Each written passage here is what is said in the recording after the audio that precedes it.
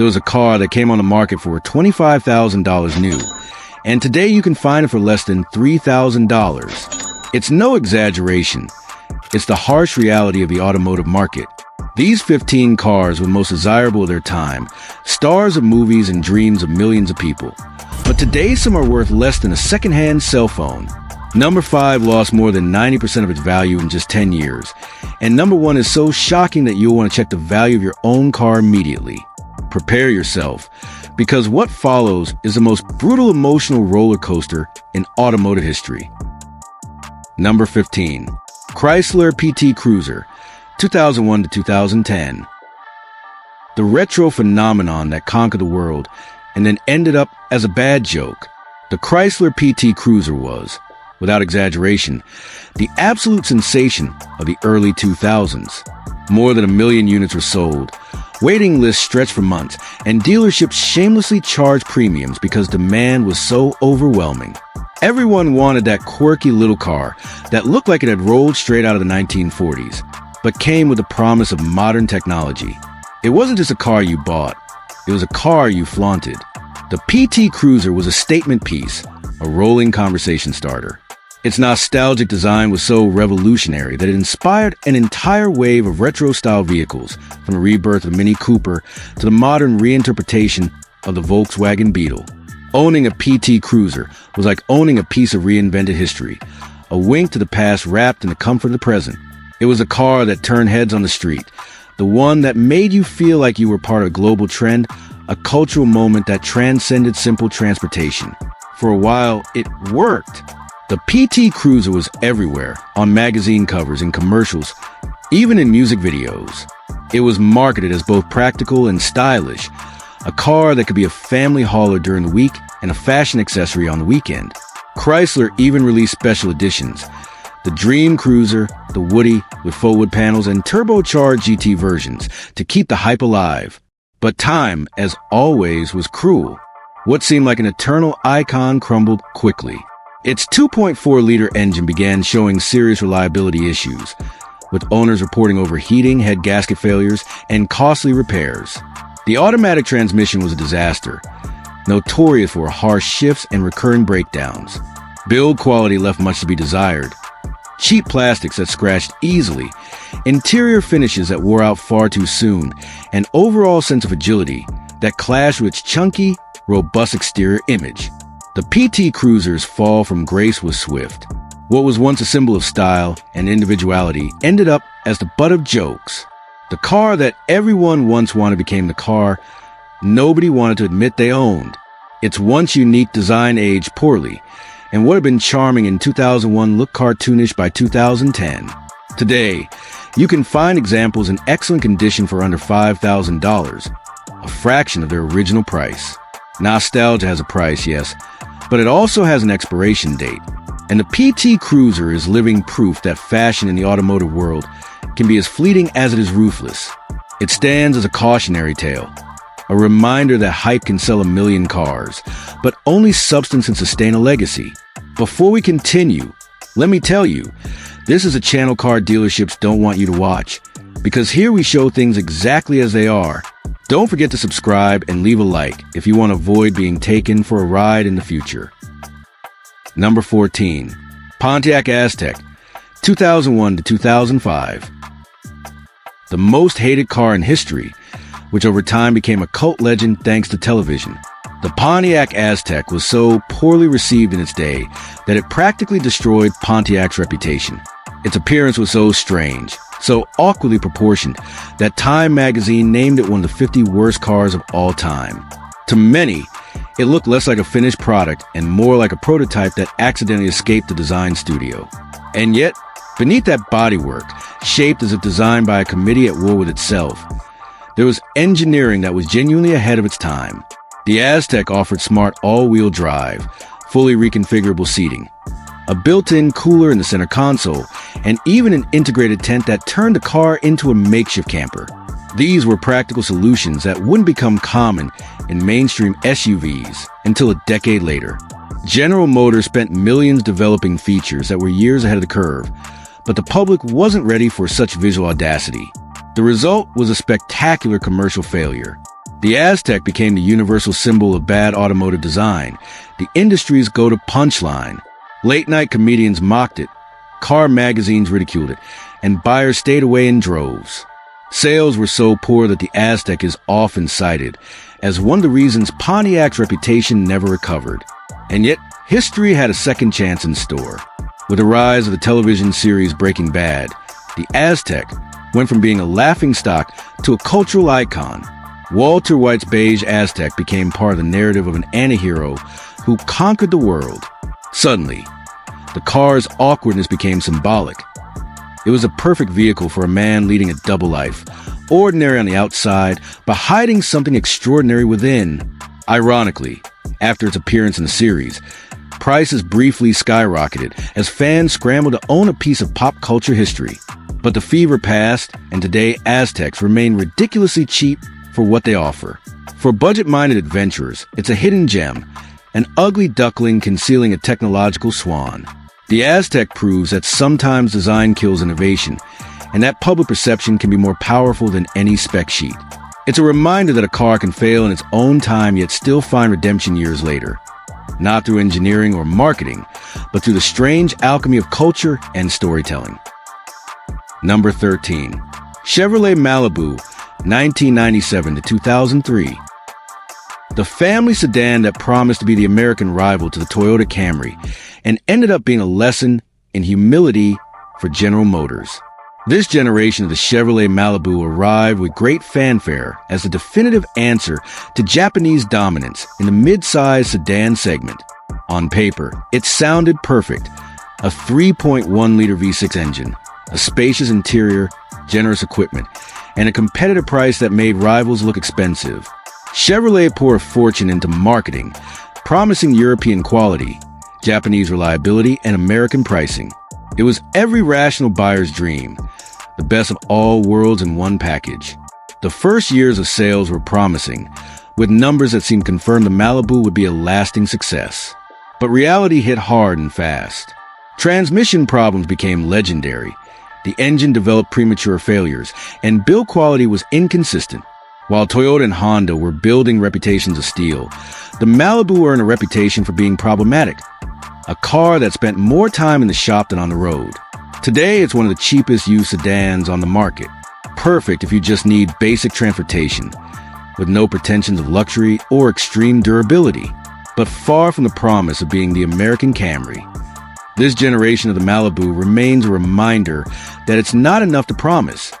You have to deliver. And in that arena, the Japanese won the battle with ease, leaving General Motors with a wound that took years to heal. Number 12.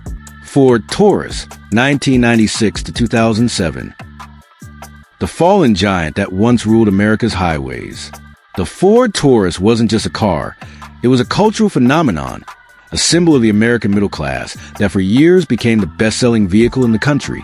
For millions of families, having a Taurus in the garage was synonymous with stability, with having reached that dream of prosperity shown in television commercials.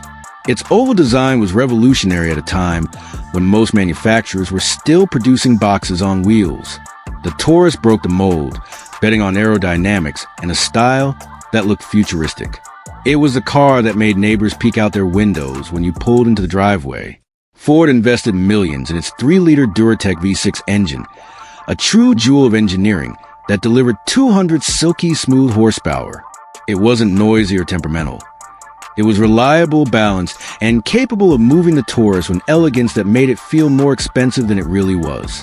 The interior also marked a turning point. Spacious, comfortable, with seats that felt like first-class armchairs.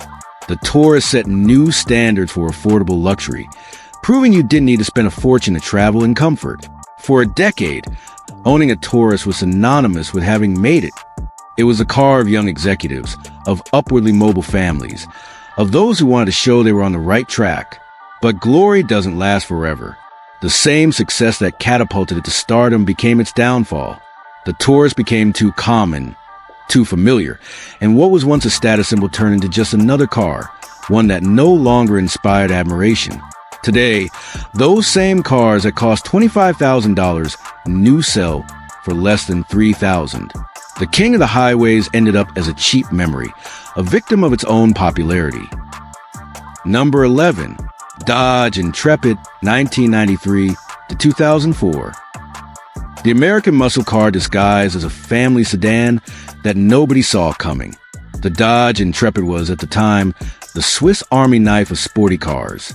On the outside, it looked like a respectable sedan for family men, but inside it hid the soul of a dragster, its 3.5-liter V6 engine. And in earlier versions, the 3.2-liter V6 delivered power that humiliated many European sports cars of the era.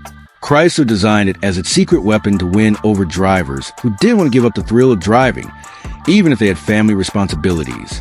The LH platform was built on was so advanced it shared technology with some Mercedes-Benz models, thanks to the strategic alliance of those years. Insiders knew this was the fastest sedan you could buy without looking irresponsible. It was the perfect car for those who wanted power and excitement, but needed to justify their purchase as a family decision. However, public perception was its worst enemy. The Intrepid never managed to shake off the image of being a boring car, an office vehicle, transportation for executives who didn't want to draw too much attention. And although its mechanics were brilliant, some transmission problems ultimately condemned it to oblivion. Today, a piece of engineering that once cost more than $20,000 new can be had for just $2,500, a forgotten bargain that shows how perception can destroy a titan. The Intrepid is proof that it's not enough to be good. You also have to look the part. Number 10. Mercury Cougar 1999 to 2002. The European feline born in America and misunderstood to death. This 8th-generation Mercury Cougar was Ford's boldest attempt to create a premium sports car that could compete directly with BMW and Audi, but at an American price. Based on the Ford Contour platform, it inherited European sophistication with a touch of luxury that Mercury knew how to execute better than anyone. Its 2.5-liter Duratec V6 engine was a symphony of refinement, delivering 170 horsepower with a smoothness the Germans envied. Its curvy, aggressive design was pure seduction on wheels, with lines that flowed like water and a presence that stopped traffic. The Cougar was not a discreet car. It was a car that demanded to be looked at, that insisted on attention. The interior combined sportiness with premium elegance, using materials that rival cars costing twice as much. But the American public didn't understand the proposal. For many, Mercury was a brand associated with family cars, with sober sedans, not with sports cars carrying a European soul. The Cougar was trapped in limbo.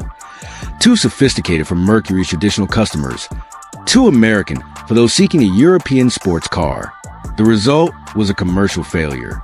Sadly, the public didn't realize they had a European sports car disguised as a Mercury. Today, these pedigreed felines sell for a ridiculous $2,000. A misunderstood gem that died before its time, remembered now only by enthusiasts who can recognize what it truly was, a car ahead of its era. Number 9. Saturn Ion 2003 to 2007. The American experiment that promised to revolutionize the industry and ended up being completely forgotten. The Saturn Ion was born with a mission of proving that General Motors could still innovate, that it could stay ahead of its time and deliver a product that would embarrass its competitors. And in a way, it succeeded, at least on paper. The Ion arrived with technology that seemed pulled straight from a futuristic laboratory. Its body panels were made from dent-resistant materials, something that at the time sounded almost magical. A car that wouldn't get marked up from everyday parking lot dings. Its Ecotec engine was efficient, modern, and promised a perfect balance between power and fuel economy. And its interior design looked like it came out of a science fiction movie, with a center-mounted dashboard that broke every convention of the era. General Motors poured millions into promoting it as the car of the future. Early buyers felt like pioneers, as if they were driving a piece of the next decade. Its fuel consumption at just 6 liters per 100 kilometers was impressive at the time, and Saturn's extended warranty inspired a level of confidence few brands could match. But the story took a cruel turn. When the Saturn brand disappeared in 2009, the Ion became a ghost in the marketplace. Suddenly, a car that had been sold as the cutting edge of technology was left orphaned, without support, without identity. Dealerships stopped prioritizing it. Spare parts became harder to find, and the public forgot it as quickly as they had once celebrated it. Today you can find immaculate examples for less than $3,000, a fraction of their original $18,000 price. It's the perfect proof of how the extinction of a brand can destroy the value of great cars. The Saturn Ion didn't fail because of what it was, but because of what it stopped being: a project with no future, condemned by corporate decisions that erase an entire brand with the stroke of a pen. Number 8. Volkswagen New Beetle, 1998 to 2011. The retro icon that won hearts but lost the battle against time. The Volkswagen New Beetle was, without a doubt, the biggest cultural phenomenon of the late 90s. It was much more than a car. It was a symbol of identity, nostalgia, and lifestyle. Volkswagen knew how to play with collective memory. It took the classic Beetle, the car that had mobilized entire generations, and reinvented it with modern German technology. The result was a machine of emotions that didn't just transport people, but also memories and dreams of a simpler era. Its 2-liter engine was as reliable as a Swiss watch, and its curvy design made people smile as it drove by. Celebrities, young professionals, and nostalgic buyers of all ages lined up to purchase it when it cost $22,000 new. Owning a new Beetle wasn't just about having a car. It was about making a statement, telling the world you were different, that you valued history, but also modernity. During its first years, the new Beetle was a resounding success. It starred in memorable ad campaigns and became the object of desire for those who wanted a car with personality. But nostalgia, like any feeling, fades. And when the retro trend lost strength, the new Beetle lost its commercial magic. The design that once seemed charming began to look outdated. Competitors offered more space, more technology, and better prices. And what had once been a cultural phenomenon turned into an expensive whim. Today, these little Germans sell for $4,000 or less, victims of their own temporary success and of generational change. The new Beetle is proof that nostalgia sells, but it doesn't sustain. It was a car that defined an era, but one that couldn't reinvent itself beyond it. Number 7. Pontiac Grand Am, 1992 to 2005. The American sports beast that ruled the streets of the 90s and is now practically invisible in the market. The Pontiac Grand Am was the dream car of an entire generation that grew up watching action movies, with an aggressive design that screamed speed even when it was parked. Its 3.4-liter V6 engine roared with authority, delivering 170 horsepower that turned every stoplight into a personal racetrack. General Motors positioned it as the affordable sports car any young worker could buy, and it worked perfectly. Thousands of college students and recent graduates bought these Grand Ams as symbols of independence and controlled rebellion. The sporty interior, with bucket seats and a driver-oriented dashboard, made anyone feel like a professional racer. It was a car that invited you to drive with passion, that made you feel you were in control of something bigger than just a sedan. But the story changed with Pontiac's closure in 2010. Overnight, these asphalt warriors lost all support and prestige. What had once been a symbol of youth and freedom became an uncomfortable reminder of a brand that no longer existed. Today you can find examples in excellent condition for just $2,500, a tragedy for those who bought them new for $19,000. The Grand AM is a reminder that even cars that define an era can vanish into oblivion when the brand behind them disappears. It was a roar that faded far too soon, surviving now only in the memory of those who lived it. Number 6. Chevrolet Cavalier, 1995 to 2005. The golden American tragedy that went from being the pride of the middle class to becoming despised scrap metal. The Chevrolet Cavalier was, at the time, General Motors' big bet to take on the Japanese compacts that dominated the market. And for a while, it worked. More than 200,000 units were sold each year, a number that today seems impossible for a sedan in its category. The Cavalier was the car of recent college graduates, of young families looking for reliable mobility, without spending too much, of those who want a practical car with a touch of modernity. It was a symbol of social ascent, a vehicle you'd see in university parking lots, in middle-class neighborhoods, and on highways across the continent. Its 2.2-liter Ecotec engine was revolutionary for time. It delivered 140 horsepower when many of its rivals barely reached 120. That difference, though small on paper, was felt behind the wheel. The Cavalier was livelier, more agile, more eager to respond. Dealerships couldn't keep up with the waiting lists, and for several years the Cavalier was a true sales success. But the story changed with the arrival of the 2000s. General Motors' reputation began to deteriorate, and the Cavalier became one of the most visible victims of that decline. Quality issues, cheap finishes, and durability that couldn't match the Japanese doomed it. What had once been the pride of the middle class came to be seen as a cheap, unreliable, and prestige-less car. Today, finding a Cavalier in good condition is almost like searching for an archaeological relic. But surprising thing is that, when well-maintained, these cars can easily surpass 300,000 kilometers. And the best part, you could buy them for less than $3,000. The market punishes it unfairly. But for those who know what they're looking for, the Cavalier remains a perfect opportunity. Reliable, inexpensive transportation with a story worth telling.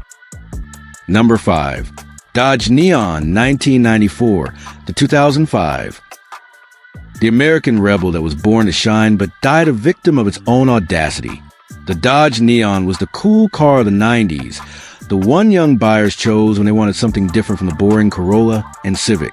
Its design was so ahead of its time, it looked like it came from the future.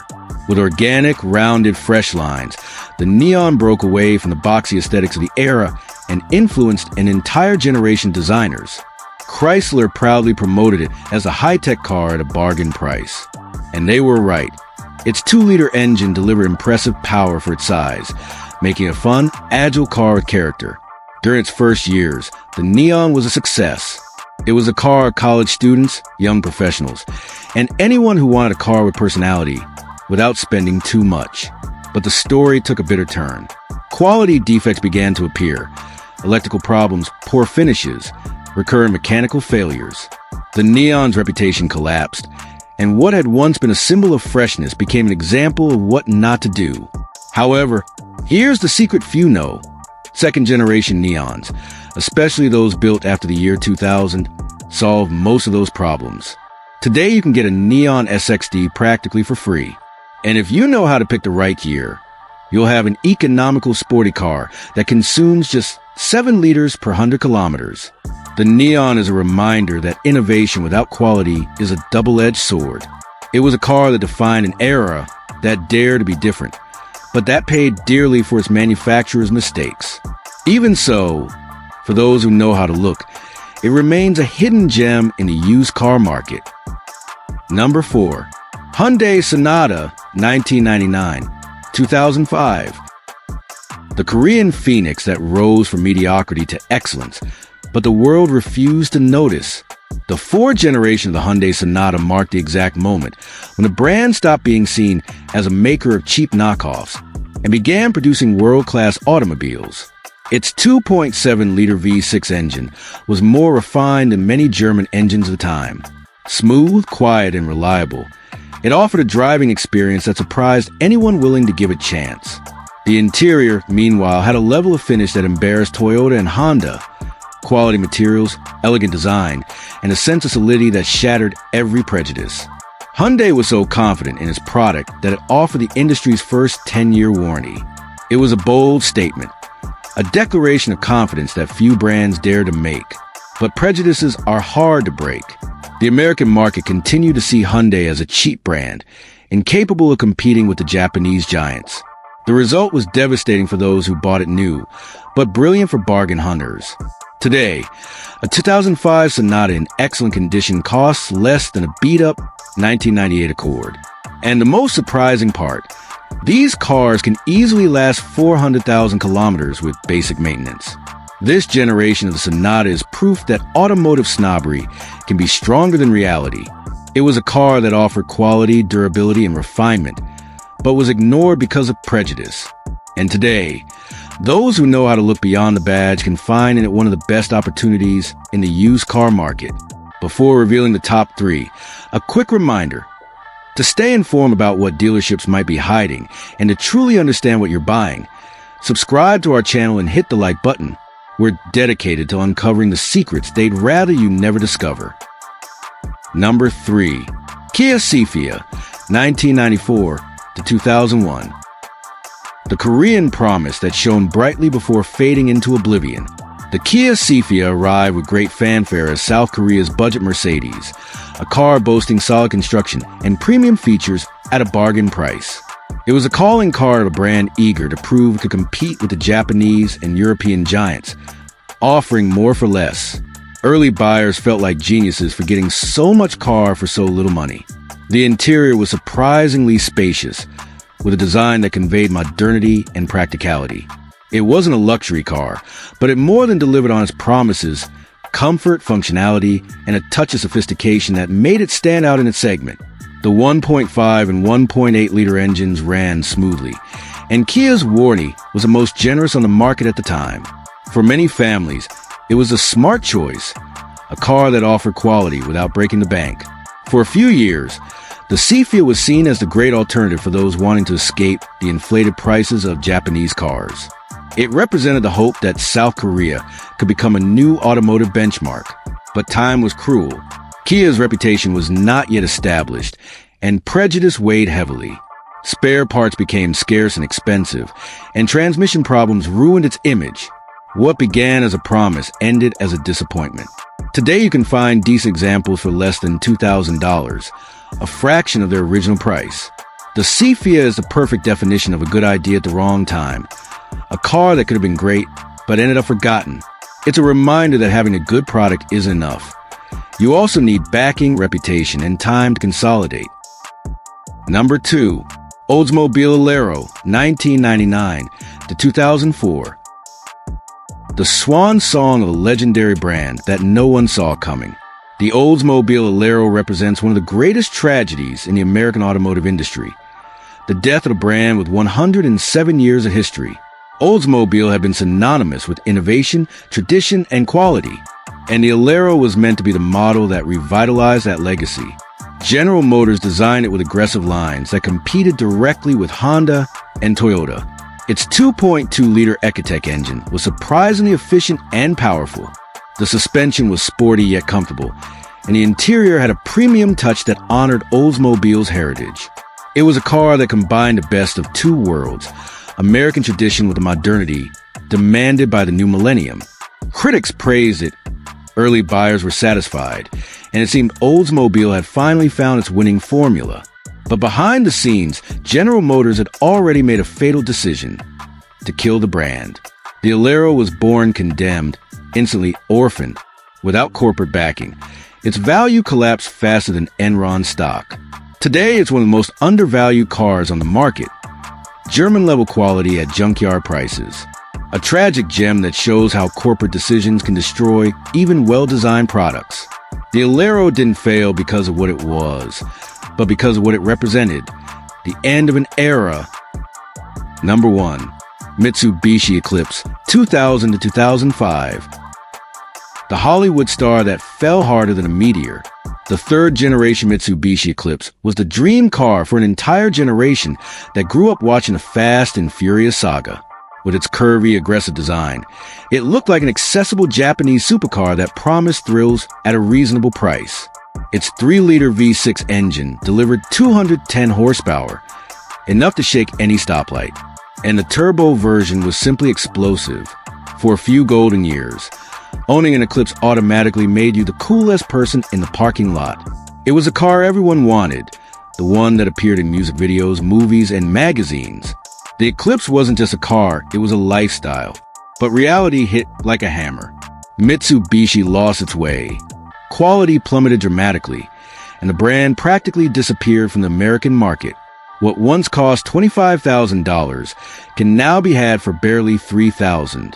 The Eclipse became the most depreciated investment in automotive history. It's the perfect symbol of how fame can turn into oblivion in just a decade. A car that was once a movie star is now just a cheap memory on used car lots.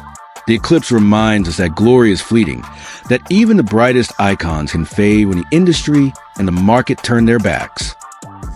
Well, now that you know these 15 cars that went from being coveted gems to almost being forgotten, tell me, Have you had any experience with any of them? Or if you could choose one, which one would you choose? I'd love to hear your opinion in the comments, because it's sure to help others, and we'll see how many of them are the same model.